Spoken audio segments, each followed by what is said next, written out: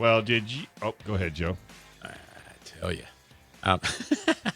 Alec Baldwin on the movie set. Did he make a mistake, or are we making a mistake? Well, we'll find out. Don't touch that dial. Hey, did you know law-abiding gun shops and manufacturers have had their credit card processing shut down because the vendors think guns are inappropriate? Well, shutting down businesses that support your constitutional right to self-defense is wrong, which is why we are so excited to have 365 Glacier Payments as a 10-ring partner. 365 Glacier Payments specializes in companies in the firearms industry. So if you have a business that accepts credit cards, give them a call today to see if you can enjoy the peace of mind that your account won't be shut down, and also enjoy the best rates. Visit their website, 365glacierpayments.com, and for a free account review, if they can't beat your credit card processing rate, they'll pay you $100. All right, who's going to lead off this topic? I'm going to kick it off. We're going to talk about Alec Baldwin. Everybody heard about, of course, what happened. We were actually at a San Diego County Gun Owners meeting when the news broke and everyone started talking about it down south. Mm-hmm. And I thought we'd take just a little portion of the show. I want to talk a little bit about a couple of the interviews and some of the headlines. Maybe set some context, and then in the next stage. Yeah, and then in the next segment, Joe's going to talk about some writing that he did about it. But I think that we're and I think it'll be a good little addition to the show or a good little discussion. How are we doing with the show so far, Jackson? Is it interesting? Yep. All right, good. So as everybody knows, Alec Baldwin was shooting a movie. Right. No pun intended. Right off the bat. Right Trying off to the have a bat. serious discussion here. I'm telling you. He was filming a movie, and there was an incident that occurred where he shot a gun with live ammunition. It hit two people, and one of them tragically and unfortunately died. She didn't survive, and that's horrible and sad.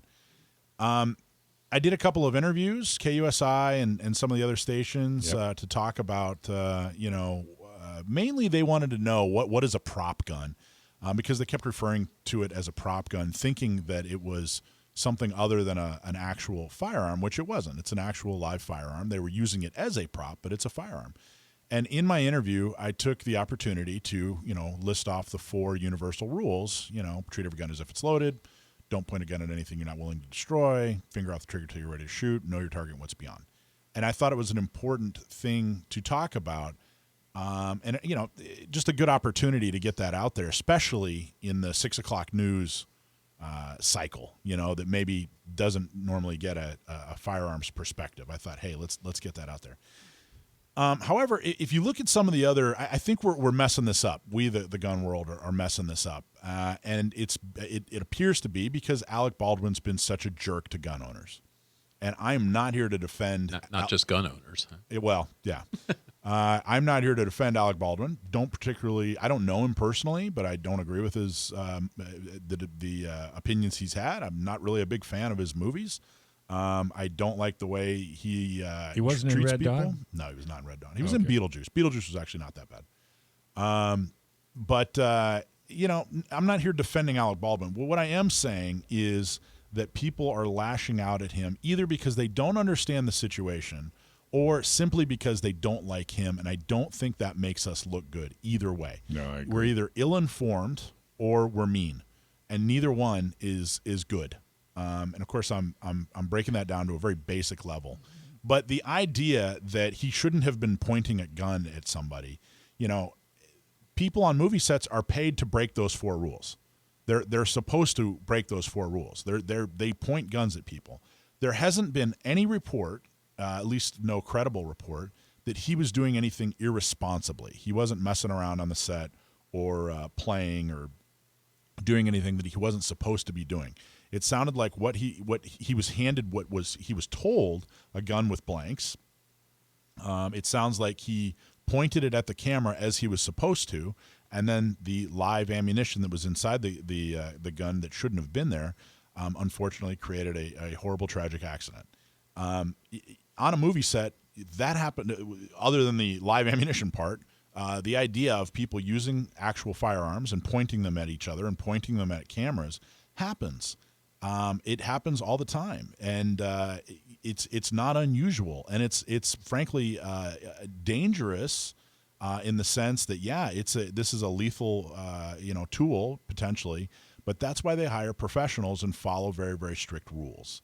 And it sounds like the professionals that they hired are going to be in big trouble because they didn't follow the rules. They certainly didn't enforce the rules.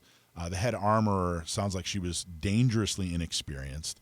It sounds like she really didn't do her job. Even in her statement, she was claiming, hey, I tried to do more safety stuff, and they didn't want to do it. Well, you're the head armorer. They don't get to decide how safe they should be. So even in my opinion, even her statement was damaging. But the idea that, I'm seeing memes and statements and whatever, the idea that, Alec Baldwin should have taken an NRA safety class and he wouldn't have been pointing a gun at somebody is ludicrous. That he was on a movie set. That's why they have a head armor. That's why they have these safety precautions in place, because that's what they do. Now, if you want to make the argument that, hey, why don't they just get airsoft guns or very realistic guns and replace, live firearms? Okay, fine. That's a discussion to have. But, attacking him because you don't like him. And years ago, back when, who was the vice president that accidentally shot somebody? Cheney accidentally shot somebody while he was with a shotgun. While he was hunting, and Alec Baldwin, said some snarky comments towards him. Okay, that was disgusting too. And acting the same way that Alec Baldwin acted towards him is equally as disgusting. So if there are people out there that are saying, hey, this is our opportunity to attack somebody we disagree with, I think that's it's wrong. Welcome to social media. Well, welcome to social media. I agree, but it's starting to take over the gun world. Like, that's starting to be the narrative that somehow people on movies, shouldn't be doing this, when the reality is, it's simply not true. If this were Tom Selleck or, Charlton Heston back when he was alive, I doubt we'd be treating him in the same manner, and I just don't think that's productive. It certainly doesn't make us look like the good guys we are. And again, it's either people that misunderstand the situation or people that are just simply trying to be mean, and we're the good guys. All the facts are on our side. When we start making things up and changing the narrative, that's when we stop being the respected good guys, and I think that's unfortunate. Am I off? What do you guys think? Yeah, since you're going to get the next 2.5 hour segment on this. Yeah, go ahead. My attitude is, when you look deep into it, which I have, there were just many, many, many mistakes made. That if the protocols were put into place, like you always put a steel plate between the shooter and the camera, because he was doing a pre-shoot at the camera for a setup, and there was no steel plate to protect anybody in the event something was to come out, even if it was a gas or powder or a wad, because it was that was number one. Number two, the bottom line is it's just like what you said, and everybody I've seen that's been interviewed that was an armor says that the armor takes the gun, opens it up, makes sure there's absolutely no ammo in it, or if there is, it's the ammo that's supposed to be in it. Number two, then the gun is handed to the person. That person is supposed to do the same thing. None of that happened. He relied on a statement from somebody saying, an assistant director, that it was hot. Well, and the other thing, in her statement, she said, "I have no idea how live ammo got on the set." Well, and nobody that's actually worse. That makes her look worse. Why did she not know how live ammo was on the set? Exactly. Then they came out and said, "Well, some of the staff were practice shooting at night, the night before with this gun, and they think that's possibly how it could happen." I mentioned this to Joe. Live ammo should not be on a set, period. He disagreed. Well, I don't know. I honestly don't know if live ammo should not be on the set. Why should it be on set? But I know, for what reason? I know it shouldn't be in a gun, and the gun shouldn't be left unattended, and the armorer shouldn't know.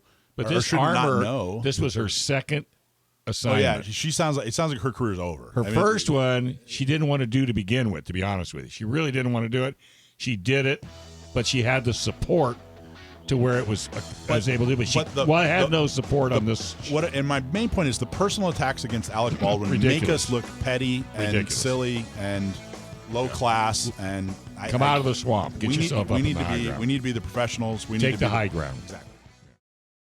Thanks for watching this clip from Gun Owners Radio.